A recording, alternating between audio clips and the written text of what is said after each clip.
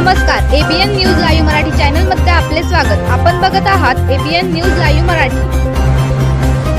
निफाडमध्ये वादळी वाऱ्यासह गारांचा पाऊस, जनजीवन विस्कळीत। अवकाळी पावसाने घातले थैमान। निफाड शहर आणि परिसरात दिनांक 30 मार्च 2026 रोजी सायंकाळच्या सुमारास हवामानात अचानक बदल होऊन वादळी वाऱ्यासह पावसाने जोरदार हजेरी लावली। सुटलेल्या प्रचंड वादळानंतर पावसाला सुरुवात झाली आणि काही ठिकाणी गारांचा वर्षाव देखील झाला। या पावसामुळे नागरिकांची मोठी धावपळ उडाली। दुपारपासूनच परिसरात ढगाळ वातावरण निर्माण झाले होते। सायंकाळी 4:30 वाजेच्या सुमारास अचानक अतिशय वेगाने वारा वाहू लागला। वाऱ्याचा वेग इतका प्रचंड होता की काही वेळ अंधारल्यासारखी परिस्थिती निर्माण झाली होती। त्यानंतर काही वेळातच विजांच्या कडकडाटासह पावसाला सुरुवात झाली। काही भागात पावसाचा वेग अधिक असल्याने रस्त्यावरून पावसाचे लोंढे वाहू लागले होते।